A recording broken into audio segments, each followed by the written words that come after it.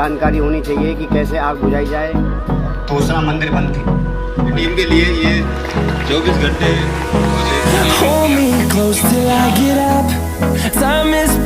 आज हम मौजूद हैं आसफ अली के शिव मंदिर में। यहाँ पर BHS का प्रोग्राम है। BHS के प्रोग्राम में सबको फायर सेफ्टी के बारे में आग से होने वाली दुर्घटना से बताया जाएगा कि कैसे आग लगती है तो अपने आप को बचाव किया जाता है और फायर एक्सटिंग्विशर का किस तरह से यूज़ किया जाता है। हम मौजूद हैं और सारे लोग हमारे मेहमान यहाँ पे उपस्थित हैं। सामने शुक्रिया अदा करता हूँ। ये प्रोग्राम जहाँ जहाँ BHS है दिल्ली के अंदर, वहाँ ये प्रोग्राम यानी जागरूकता अभियान के तहत ये पूरी दिल्ली में प्रोग्राम चलते हैं। और यहाँ जितने भी हमने मंदिर, मस्जिद, गुरुद्वारा, जैन मंदिर हैं और धर्मशाला हैं, सभी लोगों को यहाँ बुलाया है। जो जिम्मेदार है उसके, पंडित है या मौलाना है, उनको सभी लोगों को यहाँ बुला रखा है ताकि ये डेमो देखें और कहीं भी कोई हादसा ना हो, ऊपर वाला करे तो उस हादसे को कैसे हम काबू कर सकते हैं। जो भी गेस्ट यहाँ पर आ जा रहे हैं वो अपनी एंट्री करेंगे। एंट्री मतलब रजिस्टर करेंगे। रजिस्टर के अंदर वो अपनी डिटेल भरेंगे, जिसके बाद उनके नाम का सर्टिफिकेट बनाया जाएगा। यहाँ पर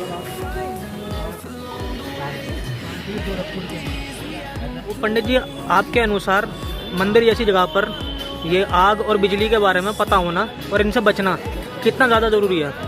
बहुत ज़्यादा ज़रूरी है।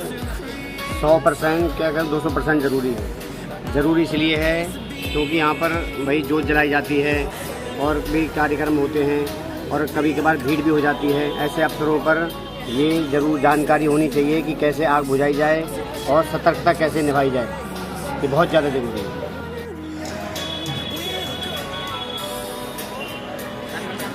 इसलिए धन्यवाद करते हैं कि प्रीति जितने प्रोग्राम दिल्ली में हो रहे हैं उन तमाम की जिम्मेदारी प्रीति जी को करे और पूरे दिल के साथ वो सब जगह जाती है और प्रोग्राम को करती है। फायर एक्सटिंग्विशर लगाने के बाद क्या क्या घटनाएं हुई थी जिससे बचाए? सर आप प्लीज अगर पंडित जी अगर आ जाते हैं और बाकी लोगों को भी बताएं कि इससे क्या फायदा हुआ, क्योंकि सिर्फ फायर एक्सटिंग्विशर लगाना ही जरूरी नहीं है, उसको इस्तेमाल करना भी आना चाहिए।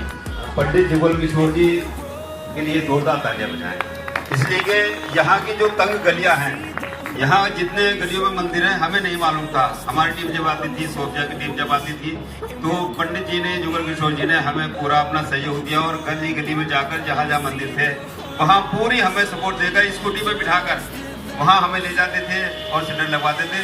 मैं इनका दिल से धन्यवाद करता हूँ कि इन्होंने इसके लिए बड़ा हमें सहयोग दिया। और खास बात यह है कि इन्होंने एक हादसा भी हमें बताया कि सिलेंडर लेने के कितने दिन बाद हादसा कैसे हुआ, उससे पर किस तरह काबू पाया। तो ये बहुत बड़ी इनके लिए ये हम इनके धन्यवाद इसलिए भी करते हैं कि ये लोगों के सुविधा पहुंचाने के लिए और इन हादसों से बचने के लिए हमारे साथ कदम से कदम मिलाकर चल रहे हैं। तो हम गए थे, हमने देखा वहाँ पर किस तरह से आग को बुझाने का प्रोसीजर बताया और हमने उसे सीखा और उसके बाद उन्होंने कहा कि मंदिरों में लगवाने। मैंने तो बहुत अच्छी बात है। तो जहाँ हमारे भाई पहुँच है हमने लगवाए, लेकिन कुछ मंदिर अभी भी हमारे रह गए हैं जहाँ लगने भी बाकी हैं, तो हमें लगवाने हैं वहाँ पर। और जिस समय 21 या 22 की बात है, उस समय इन्होंने हमारे यहाँ सिलेंडर लगवाए और उसी के 15 या महीना हुआ होगा शायद, हमारे खुद के मंदिर में आग लग गई और उसी सिलेंडर से हमने आग को बुझा दिया, तुरंत काबू पा लिया। ये जैसे कृति जी ने कहा, ये बिल्कुल सही बात इनकी। यहाँ पर पहाड़गंज में एक सिनेमा हॉल था, वहाँ आग लगी थी और भयंकर आग लगी थी और वो आग बुझाने में 3 दिन लग गए थे शायद। ऐसे ही एक चांदनी चौक में आग लगी थी। तो ये इनकी पहल बहुत अच्छी है कि तंग गलियों में अगर पहले ही हम इंतजाम कर दें तो दिक्कत ही ना हो। अब बिजली से क्या खतरे हो सकते हैं? कोई आप लोगों में से भाग ले, बताए बिजली से क्या मेजर खतरे हो सकते हैं? बड़े खतरे क्या है बिजली से? करंट लग जाता है, शॉक लगना, सब एक बड़ा पार्ट है शॉक लगना जो खतरा बिजली का है। और दूसरा खतरा क्या है? आग और शॉक, ये दोनों करंट लगना और आग लगना बिजली के बहुत बड़े खतरे हैं। और अगर हमें जानकारी नहीं है कि बिजली को कैसे यूज करना है तो इन दो जो खतरे हैं इनका बहुत बुरा प्रभाव हो सकता है। इतना है कि वो आग हम जो यूज कर रहे हैं वो कहीं हमारे बिजली के तारों के पास तो नहीं है ना, क्योंकि आग और बिजली दोनों मिलती है ना तो एक बहुत खतरनाक इसका कॉम्बिनेशन बनता है। तो उस समय हमें अपनी सुविधा देखनी है। फिर हम बात करते हैं हीटिंग, या हम अप्लायंसेस यूज कर रहे हैं, हीटर यूज कर रहे हैं, उन्हें हमें सावधानी पूर्वक यूज करना है। हीटर हल्की सी चिंगारी आपने एंड में वो छोड़ दी किसी तार के ऊपर, बिजली के तार के ऊपर, तो वो चिंगारी क्या है ना, उस तार की इंसुलेशन जो ऊपर की प्लास्टिक की परत होती है उसको पिघला के फिर वो तार के कांटेक्ट में आके कोई भी धमाका कर सकती है। अगर वो लाइव वायर है, लाइव वायर मतलब उसमें बिजली फ्लो कर रही है, तो एक बड़ा सा एमसीबी होती है, एमसीबी लगी होती है। एमसीबी कभी के बाद आपने देखा होगा गिर जाती है ना, हम उसे उठा देते हैं, फिर हमारी लाइट बढ़ा जाती है, फिर वो 2 मिनट बाद समझ लो गिर जाती है, फिर हम उठा देते हैं। पर अगर एक बार गिरी एमसीबी, ठीक है, कोई बात नहीं, कोई इंसिडेंट हो सकता है जो इतना बड़ा मतलब सोचने वाला उसमें वो नहीं है। लेकिन अगर बार बार गिर रही है यानी कि उसमें कुछ फॉल्ट है, कुछ दिक्कत है, और अगर हम उसे बार बार उठा रहे हैं तो इसका मतलब बार बार हम उस फॉल्ट को मतलब होने के लिए मौका दे रहे हैं। तो ऐसे केस में इम्पॉर्टेंट है कि हमारा जो भी इलेक्ट्रीशियन है, और इलेक्ट्रीशियन भी ये है मतलब क्वालिफाइड, ये नहीं कि जिसे जानकारी ना हो, अच्छे इलेक्ट्रीशियन को बुला के चेक करवाएं, क्योंकि जरूर। मैं पहले तो ये आयोजक जिन्होंने करवाया उनका धन्यवाद करता हूँ, और फिर हमारे ब्राह्मण समाज जो भी आए हुए हैं उनके लिए बहुत बहुत मैं धन्यवाद करता हूँ। और जो भी आपने ये समझाया कि बिजली से क्या खतरा होता है, क्या करना चाहिए क्या नहीं करना चाहिए, उसको जान करके हमको अत्यंत खुशी हुई, क्योंकि ये बिजली का जो संबंध है ये हर घर में होता है, और इसमें जो है अच्छा इलेक्ट्रॉन का आकर के उसको चेक करेगा, देखेगा, और क्या उसमें करना चाहिए क्या नहीं करना चाहिए, जो भी आपने बात बताई उसके लिए मैं बार बार आपका धन्यवाद करता हूँ। टीम के लिए ये 24 घंटे सेफ्टी में लगे रहते हैं, जहाँ भी कोई हादसा होता है उसे फौरन ही ये वहाँ जाकर कवर करते हैं, पहुँचते हैं फौरन और समझाते हैं लोगों को। आपको पूरी सेफ्टी के साथ में रहना चाहिए, और ये फायर एक्सटिंग्विशर भी यहाँ पे प्रोवाइड करवाए गए हैं कि कहीं भी कोई आग वगैरह लग जाए, कोई बिजली के मीटर से है या वैसे कोई है, तो इनका आप प्रॉपर ढंग से यूज़ कर सके।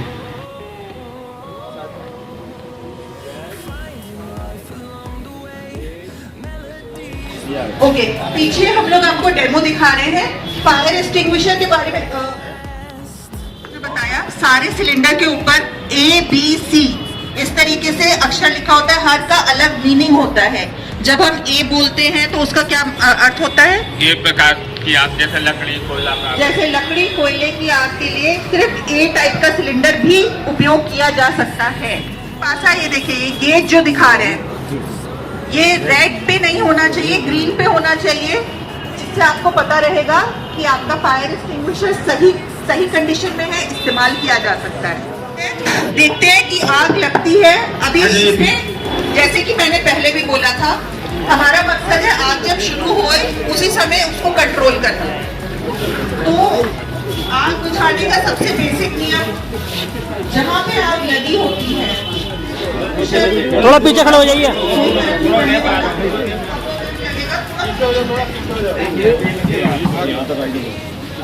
अब देखिए आप बताओ, ये पिन होती है, इस पिन को खींचते हैं इसे तोड़ के, ये और इस पिन को खींचेंगे ये, और उसके बाद इसे इस पाइप को निकालेंगे और फिर इसे यूं करके चलाएं, आग से दूर रहो के चल रहा।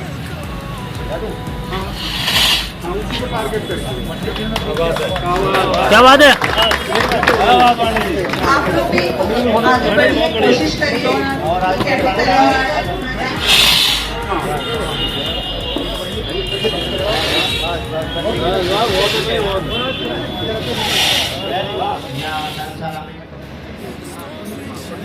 जी, शर्मा जी, मनीष जैन जी, कुमार पांडे जी, इसमें आपको क्या क्या सीखने मिला? देखो, हमारे को ये सीखने को मिला कि हमको किस तरह से जो है वो हमको किस तरह से क्या काम करना चाहिए, इलेक्ट्रॉनिक चीज़ें होती हैं, इससे कैसे हमको बचना चाहिए। हमारे घर में कोई कांड भी हो जाता है तो हम उसको कैसे अग्नि को बुझाएंगे, और इनको जैसे बिजली तड़पती है तो तो हमको इसका सहारा लेना चाहिए, कहाँ खड़ा होना चाहिए। और ये जो इलेक्ट्रॉनिक चीज़ें हैं इनको बहुत ही संभल के यूज करना चाहिए। कैसे ये बिजली के खतरे के बारे में मेरे को सारा कुछ उन्होंने नॉलेज ये सारा कुछ बताया कि कैसे करना चाहिए, क्या क्या करना चाहिए। तो मैं बहुत शुक्रिया अदा करता हूँ, ब्राह्मण समाज के लिए शुक्रिया अदा करता हूँ कि उनके ऐसे ही फंक्शन कराते रहें, ऐसे ही होता रहे। इससे क्या है कि हमारे लोगों को भी नॉलेज होगी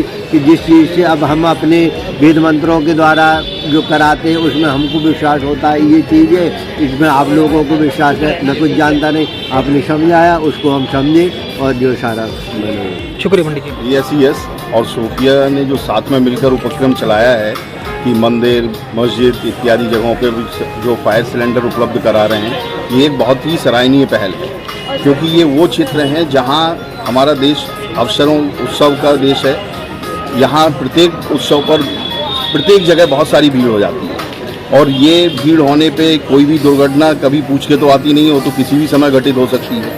तो ये जो प्रशिक्षण है, ये जो सिलेंडर उपलब्ध कराना है, ये बहुत ही उत्तम कार्य है कि आपदा के समय हमारा प्रशिक्षण ही हमें उससे मुक्ति दिलाता है। तो ये जो सिलेंडर हैं, कहीं भी आग लगती है, कोई भी आपदा पड़ जाती है, तो उसके लिए जागरूक होना ही सबसे महत्वपूर्ण कार्य है। और कहा भी जाता है कि इलाज से ज़्यादा बचाव आवश्यक है, क्योंकि अगर बचाव हमें बेहतर तरीके से आता होगा तो हम अपना बचाव स्वयं कर सकते हैं। और ये करने के लिए हमें प्रोत्साहित कर रहे हैं, इसके लिए इनका बहुत बहुत धन्यवाद।